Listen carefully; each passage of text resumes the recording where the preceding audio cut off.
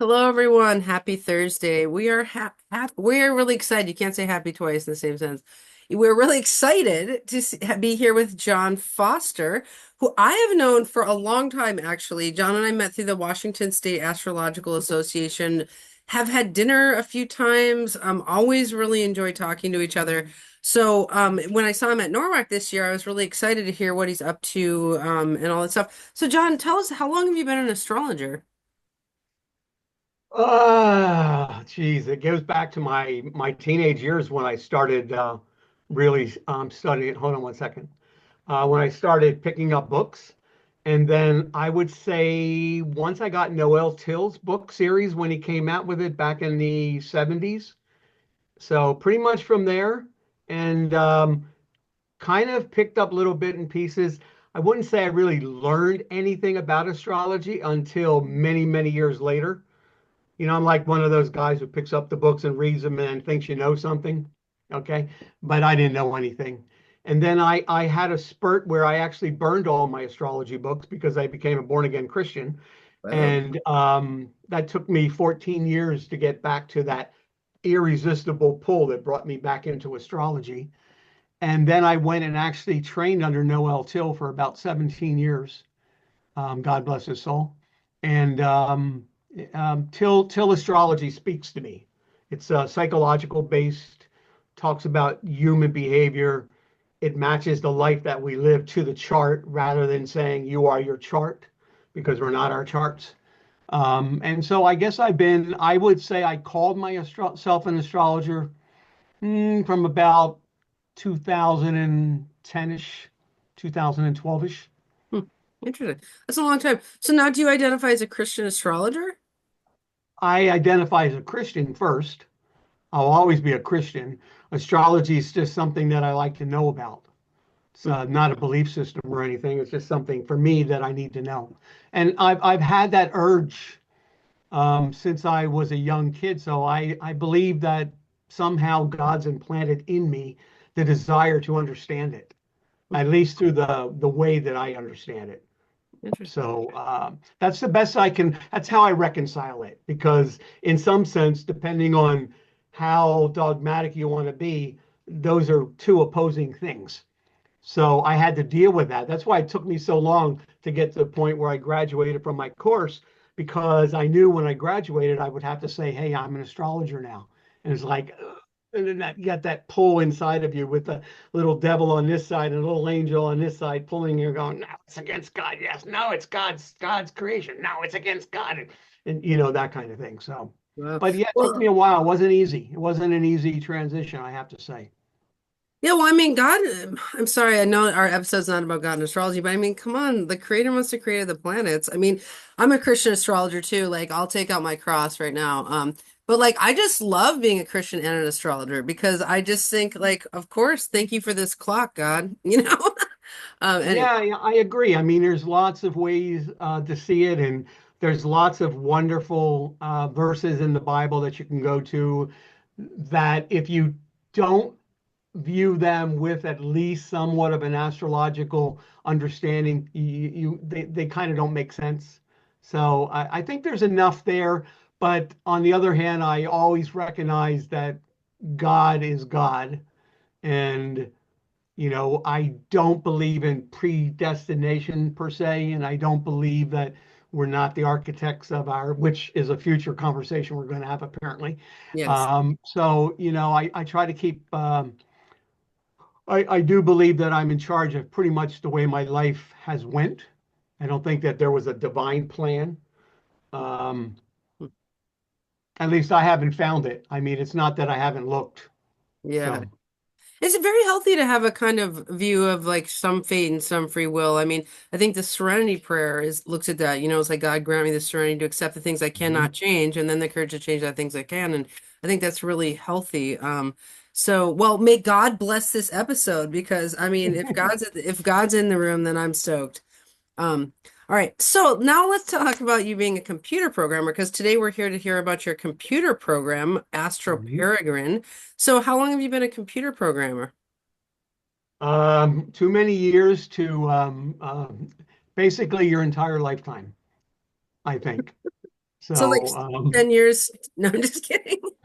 no, honestly, I started in 1980 and I picked up a little handheld computer. I was working in the insurance business and I was training agents and they kept making mistakes. So I wrote a little program for them to do some calculations and then print out some little simple charts way before these things were common.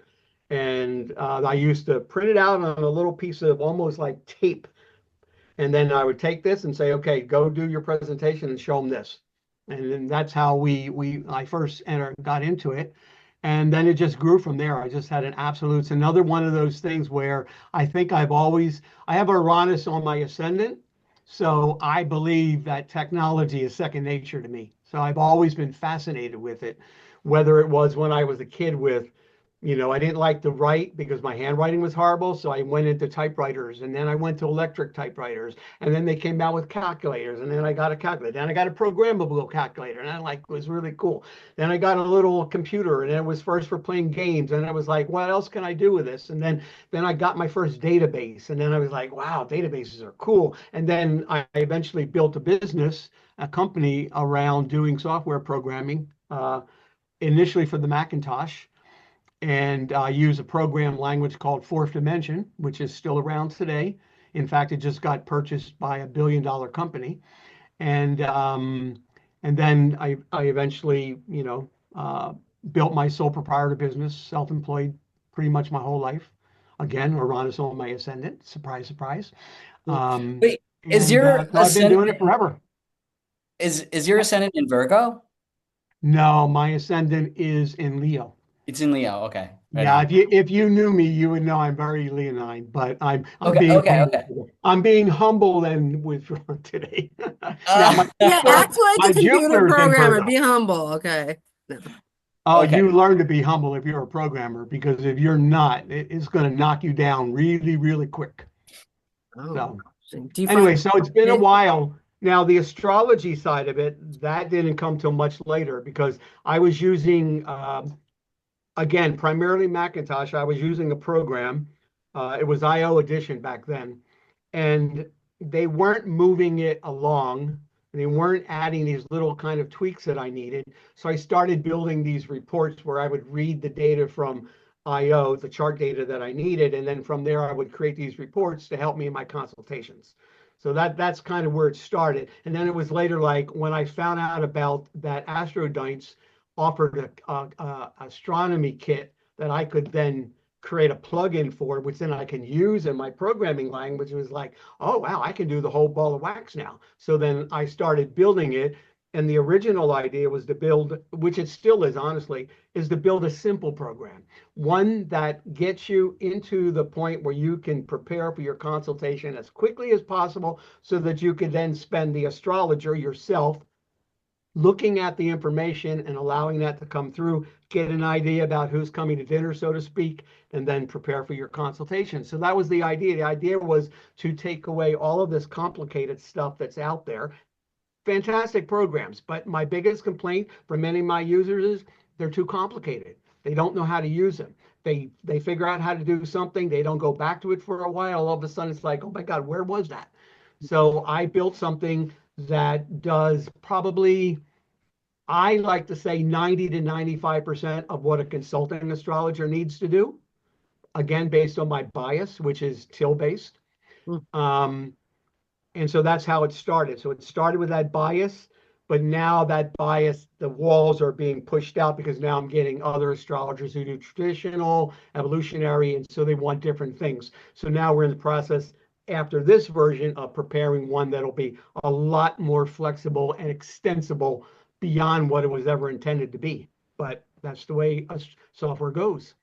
So does that help? This would be perfect for people who are kind of good enough to traverse a program and good enough to traverse the chart a little bit, but maybe aren't super beefed up in their reading skills. And so it's like they could kind of use your program to help do a good chart reading by printing out, it sounds like you have a lot of verbiage about the chart in your program. No, not a lot of verbiage because I'm not a big fan of verbiage because verbiage is descriptive.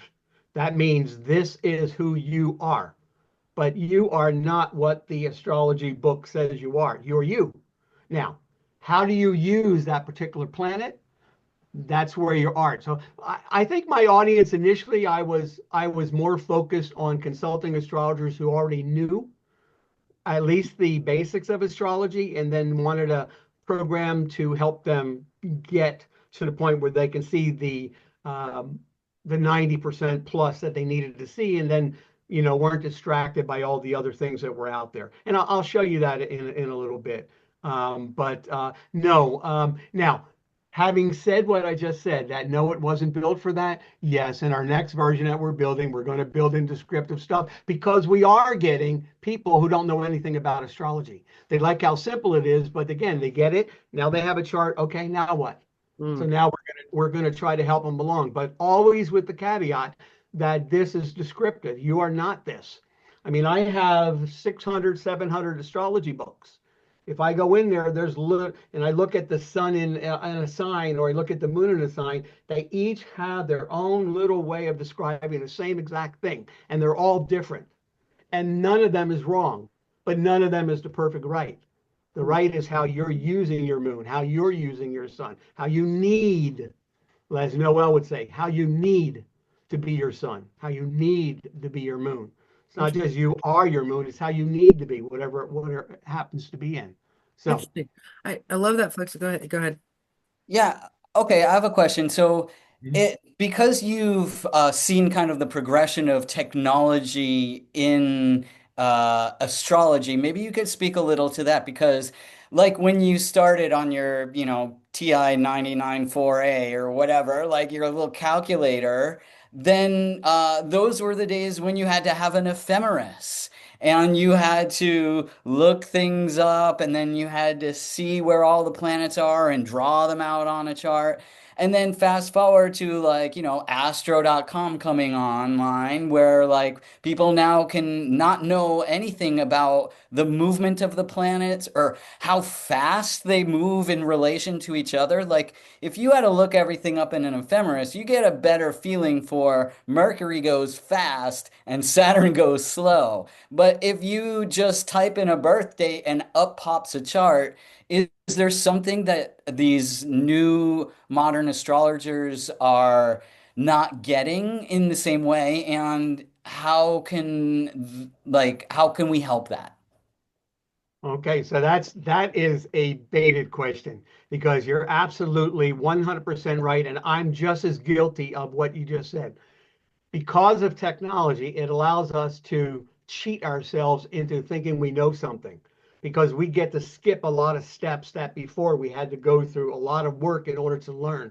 So there's a lot of and it's not just astrology, it's every single field that we all learned through our lifetime that's now advancing at such a fast pace. And all we have to do to know about something is click a button. So I would say clicking a button does not make you an astrologer. In fact, it makes it too easy for someone to take a weekend course, get a program, put a shingle on there and say, okay, I'm an astrologer. And then the client gets whatever that person is after 3 days and a weekend of training. So I think that I'm hoping there's a backlash where we kind of go backwards a little bit and actually have to learn things deeply. And speaking of the astrology thing, the thing that I love about uh, Brett Gemini is that he takes you out into the starry land and has you look at it and feel it and experience it and see how things are moving up there. And I got a really good sense of it. My son was married in Hawaii, and so we went to Hawaii. And then one of the nights is when they had the 5 planets all completely visible there. You can easily see them, and it was an amazing experience. But you don't get that experience by seeing it by a printed chart or on a computer screen. You don't, there's no way to get that sense of awe to be able to look up there and realize what you're looking at and then whatever you feel at that time. So there's a visceral piece that's missing and will miss as long as there's no. And this is one of the reasons why to this day I also do training. And when I teach them to print the essentials out, and rather than get a chart where all the aspects are drawn in and all of that, sit down there with your chart and start getting a nice pen and then feel your way through the chart.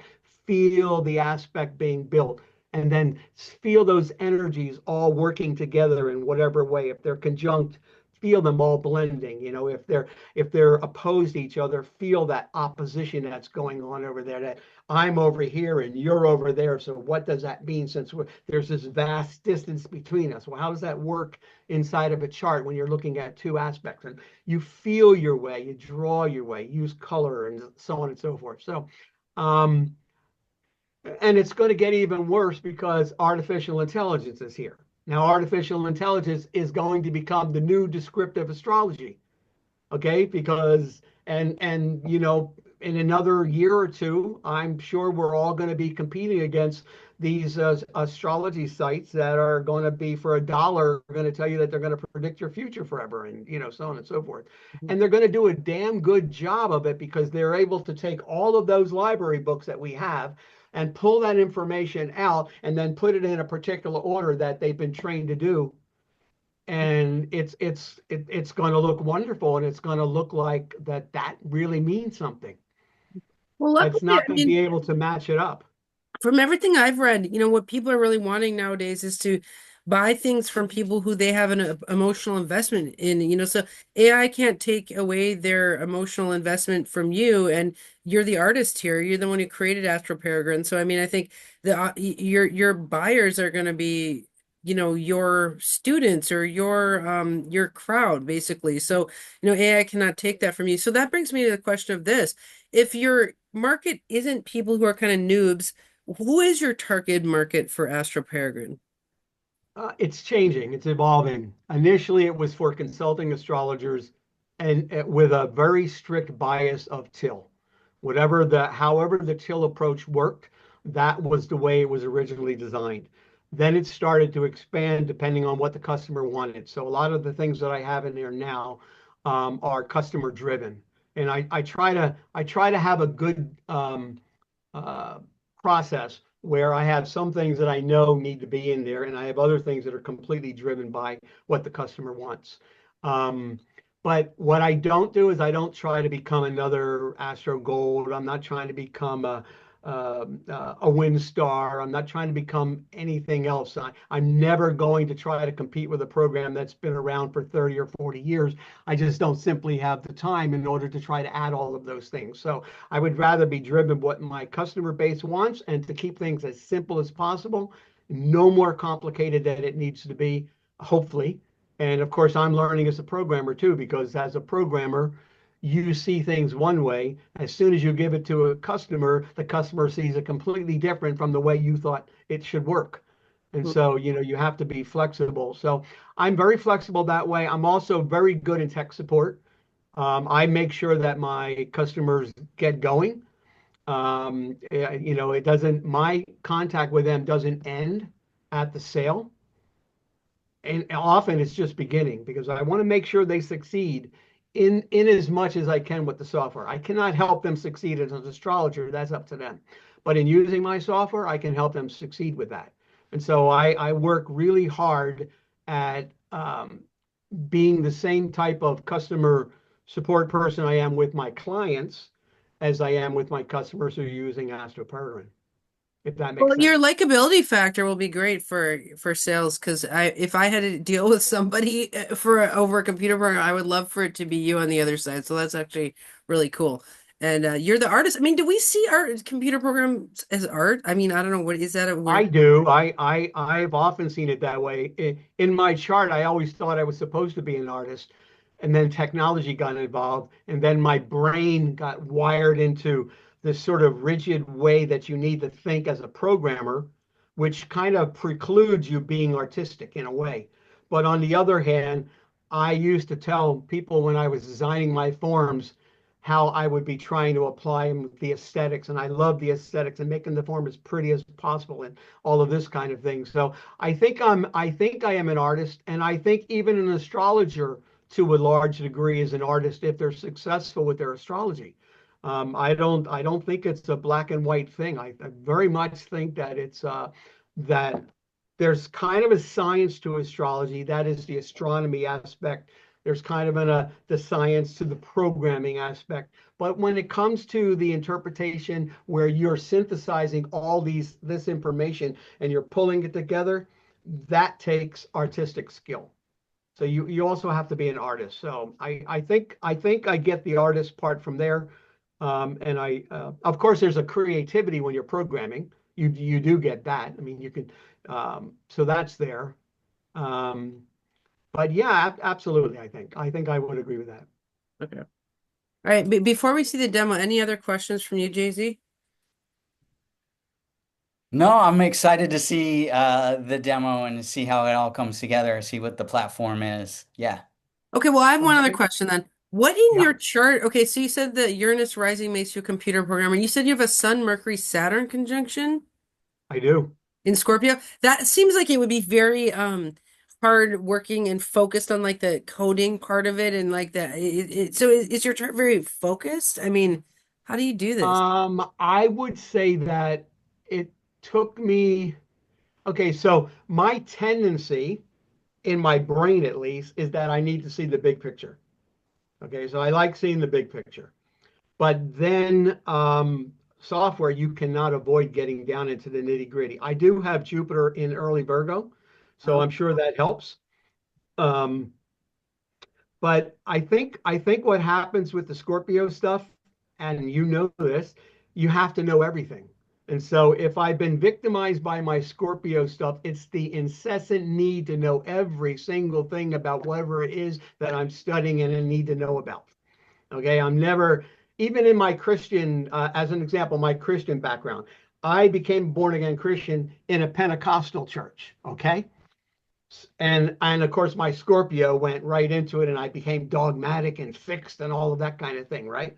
But then I have Mars and Libra, so Mars and Libra is going, well, what about this over here? Why are you saying they're not Christian and you're a Christian? And all of a sudden I'm looking at the other side of things, and now I'm saying, okay, well, Pentecostalism believes you're saved this way, well, Baptists believe you're saved this way, and the Catholics say you're saved this way, so how we get, and so I would go back and forth, and eventually out of this confusion of information, I would create my own sort of little intersection of it, and then that would become what I believed, as an example. And it's the same thing for computer programming. It's the same thing for styles of computer programming.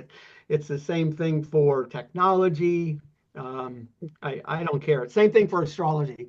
I sold myself into the Noel Till approach, and Noel reinforced how right we were. And in fact, Noel would often reinforce the fact that we were more right than 98% of all the astrologers in the world. hmm. Okay. So Wow. we had kind of an arrogance about us because he's a beautiful, insecure man, but he had a beautiful arrogance too. And he would project that onto us. And it took me years to be able to realize, you know what? There's some damn good traditional astrologers. Jesus, there's some really good evolutionary astrologers too. And then eventually I realized, you know what? We're all drinking from the same pool, man. And it's a gigantic hologram, and you slice over here and you got evolutionary, and you slice here and you got psychological astrology, and you slice down here and it's traditional, and they all kind of reinforce each other, and they can all be as wrong as you want them to be, and they can all be as right as they need to be. So it just depends. So over the years I've learned to respect, I think, astrologers in general and the different approaches. And there's going to be new approaches, vibrational astrology there as an example, where they're pushing some thresholds. And there's going to be other types of astrology that are going to come forth. And I don't know what Don't they are forget right now. teleological Well, astrology. what's that? Don't forget teleological astrology. Well, I mean, if astrology is relevant in some way, doesn't it have to have a purpose? I mean, it Well, has we're to we're be all purpose drinking the same oriented. Kool-Aid, John. Yeah. Yeah. Huh? Just kidding. We're all Yeah. drinking the same Kool-Aid. Yes, yes, I agree. I agree. So anyway, so that's my kind of my answer to that. And then Let's also, so I just have to say that this kind of to me flows in also with, so Gemini is in your 11th house, right? It is. So that is like your, that vibes with me a sense of community, of like all of us together, learning together, all these different ways of communicating and expressing ourselves. So it totally makes sense to me that you're like right there in that. And my south node happens to be now. I don't take nodes too far. I just kind of view them from a psychological standpoint. But one thing I picked up over the years is that your south node is kind of these talents that you bring with you, and things that are kind of sort of can be easy for you. And north node, you want to learn new stuff and all that. So I have a fifth, 11th house nodal axis, and so I think that also um, reinforces what you were saying over there, Jay-Z. Um, Although it's not been easy for me. I've tended to be a lone ranger because of the Saturn Sun stuff. And I have my Jupiter Pluto also square that Saturn Sun. So it really emphasizes the fact that, and of course, all the things that you know about Saturn Sun with the missing father and all of that, that's all me, orphanage, institution, all of that's me. So I had to learn how to trust people in order to then put myself in that kind of a situation where I would then be able to have a sense of community, because for most of my life, I didn't want a sense of community. I thought I had my own little arrogant insecurities coming forth, thinking I knew better than everybody else. Hmm. But now I know I don't know nothing. Okay, Wow. honestly. So, Well, you but know a yeah, lot. I mean, I think just speaking to what you're saying about all the different astrologies, I mean, I think if you look at it as a technical philosophy, it's like there are many philosophers, right? And so I think you can you're actually just supporting the idea that, this is of that ilk. And I think you're now getting onto your computer program. I feel like you're giving us something to the technical side of our philosophy, which is this technical program and technical apparatus. So, can you show it to us? I can. All right, let me share my screen.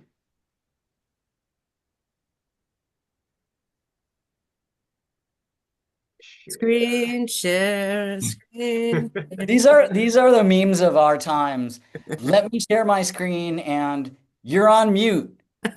Yeah, exactly. It makes me wonder where we were without it, and also when the power goes down, how your life is completely disrupted, even for 4 or 5 hours, and you're like pulling your hair out and you can't sit still and you don't know what to do, and you have all of these things pushing at you that you need to get done, and you can't wait to get your damn power back on. And yeah, so anyways, all right, so here I am. I'm going to quickly go to the website real quick here.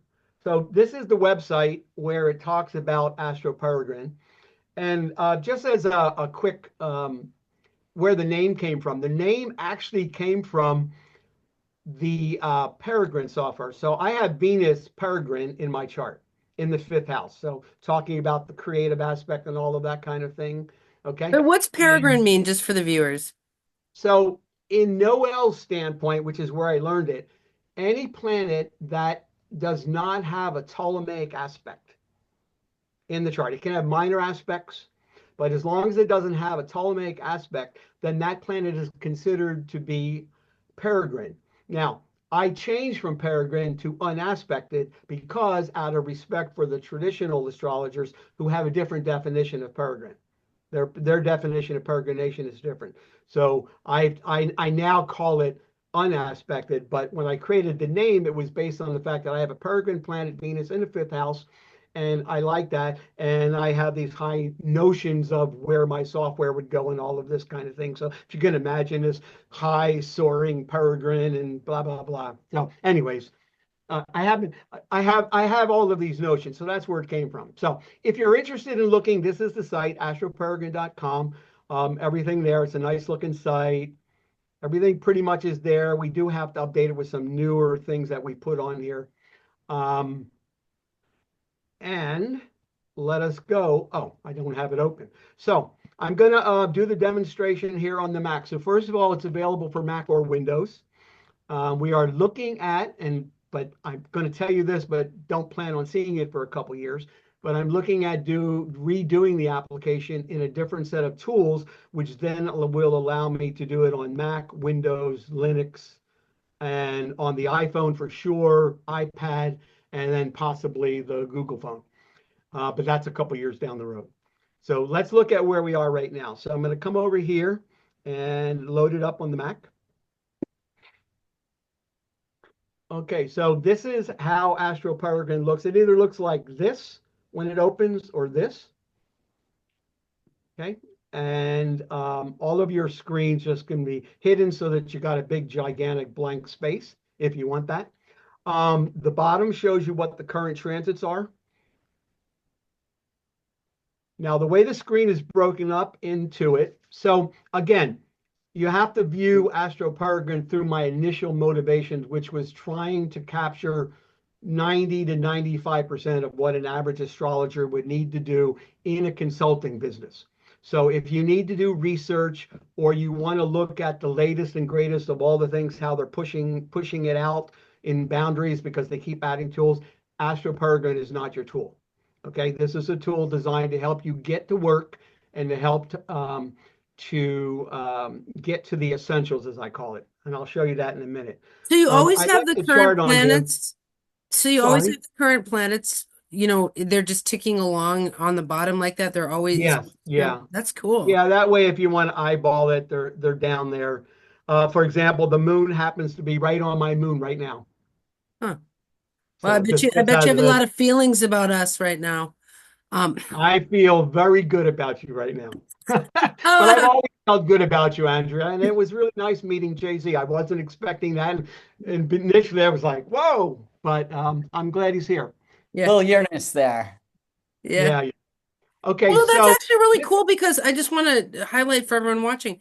The reason that's really cool to have the constant ticking clock is a lot of students are always getting a little bit overwhelmed of like, where are the planets right now? How do I keep up with the transits? And it's like constantly having your clock on your computer. Like if I look down, I see 3:07 on my clock. This is like having the clock available all the time. That's actually really cool. yeah, exactly. And I'm going to you get know, rid of this chart reel here because I want to keep everything in the blank. So what we're going to do today is I'm going to walk you through a high level of AstroPeregrine. I'm going to do it based on creating the chart of Harrison Ford. Okay, and that'll give me an opportunity to show many different features of the program off.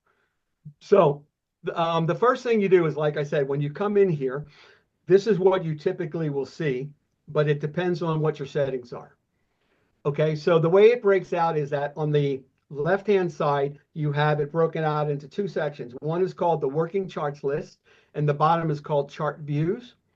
And the working charts list is in the old days, if we didn't have technology, the working charts list is kind of like your desktop, and you went to your filing cabinet and you pulled out the folders that you wanted to work on that day, and you brought them over and you put them on your desktop. Well, that's kind of like what the working charts list is. Okay. Now, behind the scenes, although there's not many charts in here, behind the scenes, there's a chart library where everything is stored. That's the equivalent of the old days of us having things in a filing cabinet. Or maybe people put them in boxes, or maybe people just stack them up in gigantic piles. Whatever your way was. So this is where we store things at. This is where we view what we want to focus our attention on. That's what the working charts list is. Okay. So, and in the bottom, there's always going to be at least one view, because every time you create a chart, it has to have at least one view in order to be able to display itself. Okay, but there's different views that you can do.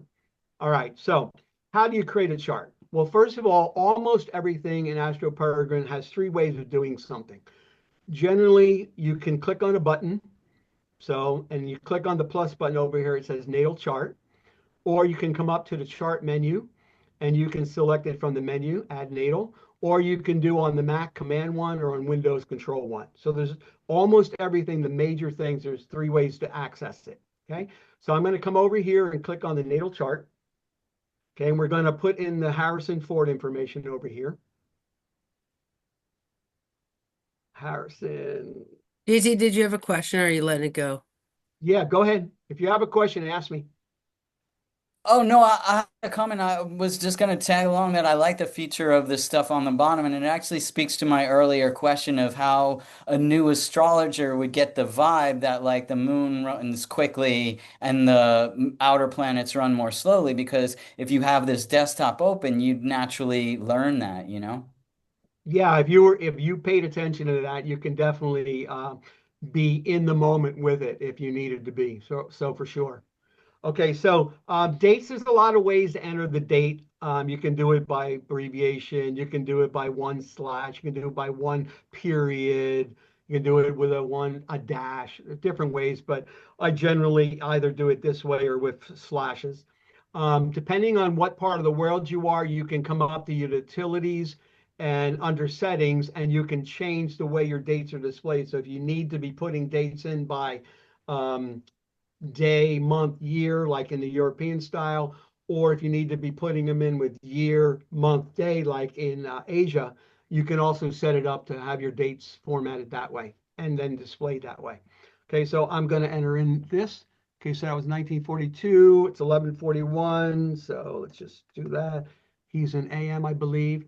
And then he was born in Chicago. So we have a pretty extensive atlas. It has about 550,000 locations around the world, with most of them using the system that the computer systems have used. And we're in the process of building another atlas, which is going to take us back even further historically than we already have. There's certain periods where we're not as deep as we need to be. And we're working on that. Anyways, to type in a location, all you do is you get into the field right next to where it says place and start typing. So I'm going to go to Chicago. And as you type, it will bring every place in the world that happens to have this series of letters. So for example, here you can see we have Alabama, we have Argentina, we have Angola. And let's type out more. And now we start to get down to the point where Chicago is just showing up. So here's Chicago, Illinois. So you can either click on it once and click on the accept button, or you can double click it. And when you double click it, it automatically loads in, obviously, the state or county, your latitude, longitude. You can set up the gender from here and you want. Currently, we have male, female, not applicable, non-binary, trans man, trans woman. We're going to What? move, That is so cool. okay, and we're going to move this to a list where you can put whatever you want in there so you can extend the options, okay? I know he identifies as a male. If you want to put in here how reliable the date is, you can. I think I don't know where they got his name from. This is double A. I'm just going to say it was quoted. Doesn't really matter. And then as soon as you have the information, you click on save, and then it comes over here. And at the bottom, you'll notice that there is now a wheel till uni wheel. And if you click on it, then you'll see the chart. So here's his chart. Now, originally, I was planning to do what everybody else did, which was to create custom wheels and give the user custom ability for pages and all that. And I did a poll and solicited feedback, and I discovered that most people get one kind of a page and they stick to it, and they don't very much change it very often. So I decided in the first version of it that I was going to come up with basically two views, a landscape and a portrait view. And within that view, you can change what type of information shows up. Okay, and I'll walk you through I that. love the look of this chart. It's so clean and like beautiful. Oh my God, is And this not just how? that, if you want to like zoom in, it just because it uses SVG technology, scalable vectors.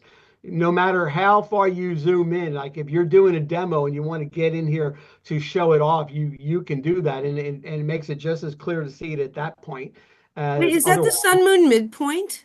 Oh yeah, I'll show you that in a minute. Um, okay, so there's that chart, and down at the bottom it has your typical things. Well, I shouldn't say typical. The typical things are a chart and an aspect grid. Okay, so those are your typical. But in Till Astrology, we do something else. We always make a big deal. So we start with the initial impression of the chart. And the initial impression of the chart for us starts with hemisphere emphasis. Okay, that's our main thing. Unless we see a planet that's like, everything's on one side and then Saturn's on the opposite side. Well, we know Saturn on the opposite side is going to be a very important thing, and we better take our eyes and look at it and investigate it. So we look at that. So down here, we have a little table here. It shows you what the hemisphere score is. So it automatically calculates it. And in this chart, we have an Eastern with a Southern hemisphere emphasis as an example. Okay. I'm not going to go through what that means right now, or else I will wind up taking another hour just to discuss this one chart. So we can do that in another day. All right. And We then can book below you for that, another I hour. added I something. like you. Good. And I added something that I picked up from an astrologer named Richard Eidemann, who unfortunately died way too young. He was an absolutely bloody, brilliant astrologer, speaker, and lecturer and trainer. And anyways, and I picked this up, and in honor of him, I put it on my chart. But basically what it does is it summarizes all your polarities, modalities, and elements, any missing functions, if there's a stellia, like look at all the stuff in Cancer. If there's a singleton, okay. I added this, he didn't do this. I added unaspected planets on there, so that you could automatically draw your eyes. And then he used two things, which was orientations for your houses and for your signs. And basically all that means is that if you have the orientation in houses, basically is if you have a bunch of planets in the first, second, third, and fourth house, that would be personal. If you have a bunch of planets in fifth, sixth, seventh, and eighth, that would be social. And then if they're ninth through the 12th, that would be universal. But if you had a bunch of planets in signs, meaning Aries, Cancer, Gemini, and Aries, Taurus, Cancer, and I still ain't got it right. Aries, Taurus, Gemini, and Cancer, then those would show up down here as personal planets. So you notice he has a high score of personal. That's because he has most of his planets in those first four signs.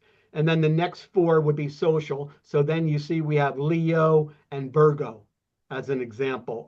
Actually, we have Pluto, Leo, and Virgo in the social sign. So that's why he gets a score of 3, and none are in universal. But basically what that means is that if you have an emphasis in personal, that means it's about me, me, me, me, me. If you have an emphasis in social, it's about you and me. And if you have an emphasis in universal, then it's about what am I doing for the world, or what is the world doing for me? Could be you could even take the world and turn it into an ego deal if you want to. We see that with politicians all the time. So it gives you these scores, and then it gives you a quick way of getting into the chart with all of the things that are really vital and important. Okay. Now, if you want to change anything that you see over here, it's as simple as going up to the settings and coming over to options. And then, for example, if you wanted a landscape view, let's say let me show you this first. Let me go backwards. So I'm going to print this chart. There's 3 ways to print. If this window is open, you can click on the print button. Okay.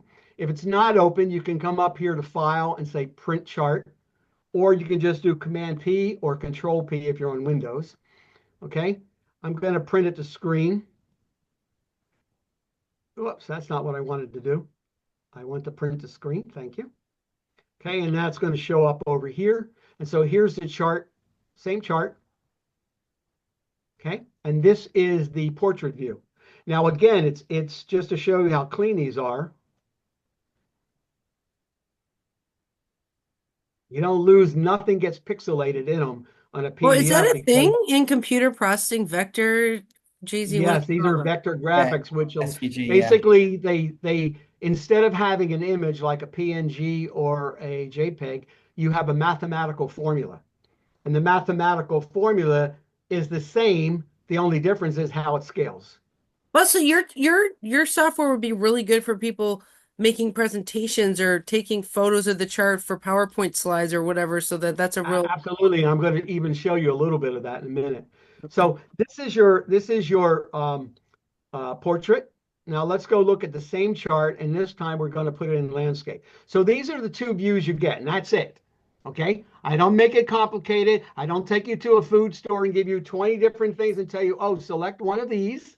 Okay. Because they discovered that fewer selections is better for the mind, for the cognition. Okay. Just saying. All Way to right. do your research. I'm really impressed with how you like hold the crowd and do your research. I am always reading and learning that kind of stuff. That's just, it's part of the sociological bent that I have, which is what Noel had, which is one of our attractions. Hmm. And then that sociology makes its way into the chart. Hmm. It's not just psychology, but it's also cultural and the way we operate naturally through human behavior. Okay, Well, so they this say is the readers are landscape view. leaders. What's that? They say readers are leaders. Thank you. Mm-mm. Okay, so let's print it again, and just so we can see what the differences are. Okay, so here's the same chart now. So you have this view and you have this view. And I normally print it this way, although I usually don't print it with the hemisphere and polarities because I write a lot of notes on this side and I want that for note activity. So what I'll do is I'll come over here just to show you how I do it. I'd come to options, I'd come down here and I just deselect these two. Okay, and now when I print it again, now I have all of this white space. So I would have this printed out. I'd come back over here and I would add them back in because I still want to have them working on my brain while I'm making notes down here and then looking over here. So goes back to Jay-Z's idea about, do we lose that visceral sense when we're just using technology? And yes, but part of the way of getting the visceral back in is to actually print it out and allow your fingers and your hands, because in the old days the hands became the connection to the brain. So the hands still get to do that just by printing this out and drawing things on it and making notes on it. But you can still use the technology to do some of the more sophisticated things without needing all the books. Okay, so that's a couple examples of that. All right, so I'm going to close that one up. So there's two. All right, now there's different things that you can do. Like I said, you can hide these. For your aspect grid, you can come over here and there's a slightly larger aspect grid. I had this for one of my customers needed it. So then it makes it a little bit bigger, but it's essentially the same setting. You can also come over here and you can decide what you want to show in the aspect grid. So for example, it says show orb.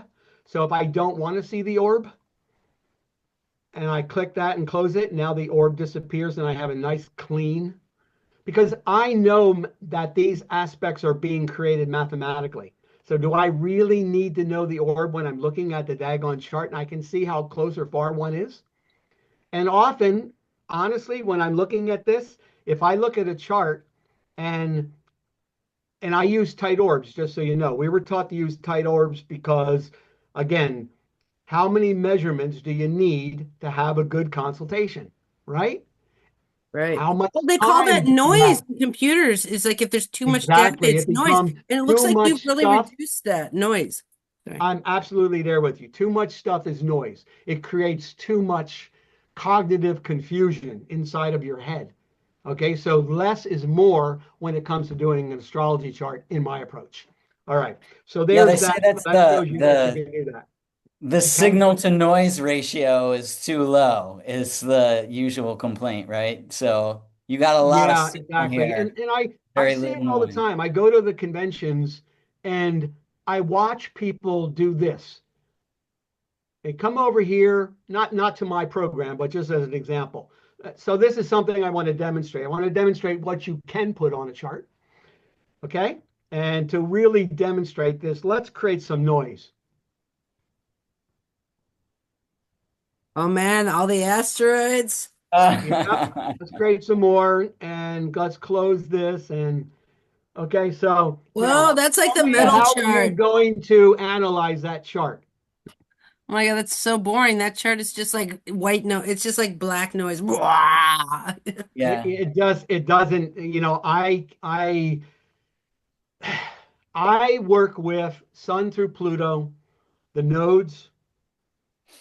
I keep Chiron on there because I think it probably has something to say. but I don't use it as much. I get all of the behavioral faculties out of the sun through Pluto. That's all I need. I don't need anything else. It's like in the old days, you could take three colors and you can create the entire rainbow and every other color you see from those three colors, right? So how many crayons do you really need to make a good coloring book, page? Right. How many paints do you need for a good painting, right? It's the same thing with astrology. Well, we are building an astrology canvas when we do our analysis for the customer. So how many crayons do we need to do it? How many crayons did the client use in their own life? Sometimes they have a color red and they don't even touch it. It gets hidden away. And our job is to say, you have a red crayon inside of your chart, right? Hmm. Okay. Interesting. So I like how you just as think, an John. aside. All right, let me get all of this noise back on here. Anyways, the point about that was is you can come down here. You have all of the common things. I even included the trans-Neptunian because someplace, somewhere in the world, people are using these. Okay, these are fictional planets. They don't exist, but they were created by what was his name, Wittgenstein or something like that, back during World War II or maybe earlier. And he created these ephemerises for these and everything. He was absolutely convinced that they existed outside there beyond the planets. So they're there and people still use them. So I left them in there. But I'm going to get rid of what I have in here. So for special points, you can add Lilith, the Aries point, the Sun, Moon, the Ascendant MC, Jupiter, Pluto, or Saturn, Pluto to the chart. Okay. Now, why do I have those four midpoints? Because those are probably the four most important midpoints inside of all the ones that you can get. If you have a Sun, Moon, and you have a planet on that in your chart, and you don't take that into consideration when you're doing your consultation, you're missing a key piece of what motivates this person. And that's what we're trying to get at. We're trying to get at what motivates this person, because then if we know what motivates them and we learn about the patterns in their life, and then we project that motivation and those patterns forward and look at it in the future inside of a chart, now we can make a probabilistic guess as to how they might use those energies in the future, right? Hmm. We're not predicting. We're doing a probability type anticipation. Okay, so there's those. If you want to do all of the various house points from obviously the ascendant, all that, descendant, vertex, if those things are valuable, you got them there. The north, like I said, you have all of the popular asteroids. Now, we're going to add some more things down the road, but they're not there yet. So this is what you get. You get all of these points and you get no more. That's it. Squish. Okay. And then I you have love your the sun through midpoint Pluto. of Lilith and the lot of fortune. No, I'm just kidding. Um, but That's because, and the reason they're there is because a customer said, I use Lilith in my presentations and in my consultations all the time. And the same thing for part of fortune. Part of fortune is also for every traditional astrologer that I've ever met uses part of fortune. So this is one single point that is part of the 95% of that particular point of view. yeah. So that's why it's there. Well, John, I'm sorry, we only have 1 minute, so we're going to have to stop here. But I think we should have another episode on AstroPeregrine. I know we have our talk on psychology. I have not even touched it. All right. Well, and then we're happy to have you back. And especially if you come back in a few months, what'll happen is people will start to get to know you, because if you come back every few months, then they'll say, "Oh, John's back," and then they'll look more into it. And so I don't think this is a bad thing that we might need to chop it up into a series. I think that's a good thing, especially since it's so fun having you on here. So, but before we go today, I want people to know how they can get to you and get the software if they do want it. So, Okay, so two things. Again, this is the link, astroperegrine.com. and that's And Peregrin, one R, and Peregrin. here's another way of saying it here. So here is astroperegrine, yes, peregrine.com, astroperegrine. You can also email me at info@astroperegrine.com. You can book a demo by either going to this site or you can send me an email because then I'm a little bit more flexible with my scheduling and I'm willing to have one-on-ones. I also do one-on-one training. I have a course. Just because of Andre, Andrea, you have these two special offers. So you can get 12% off on core, or you can get 20% off on the bundle by using these discount coupons over here on my site as well. So you can save some money if you're interested. But by all means, hook up with me. I'll do a demo and take you through all the things personally, answer all of your questions. Um, I enjoy doing it, as you can see. So, and I think you'll like me as much as I like you. So Well, I like you, so I can't speak for Jay-Z, but there you go. Oh yeah, absolutely. A Thank little you very Leo. much. I appreciate that. You too. It's mutual respect here. we have a mutual reception going on. Heart to heart, Okay. Ah, mind to there mind. we go. There we go. Yeah, I love the Leo Scorpio vibe you got going. All right, so everyone, John, we're going to end for today, but expect John next month where we're going to talk about psychological astrology versus kind of like teleological astrology. That's a conversation John and I are going to have, and maybe Z will be with us. We don't know what's on his schedule. He's so busy. But And anyway, I have no idea, and I'm not even going to prepare for it. I don't want to know what it's about. It's going to be totally winged, but out of that, there should be something very interesting, I believe, that will arise in the conversation. we And have, we I'm have looking forward to it. we have a great talking rapport, and I think it's going to be great. So, Mhm. as you can tell, John is a wonderful thinker. He did make a computer program, but he's got the philosophical side of things really going on as well. So, we'll look forward to seeing you next month, John, and I will post this soon and email you the link. All So, right, sounds good, and thank you very much. all right, email me with anything you want to be put in the verbiage of the video as well. So, I'll leave it up to you. but I want all the links and stuff. Okay. Oh, okay, yes, I can do that. All right. Okay, I'll see you guys later. All Bye. right.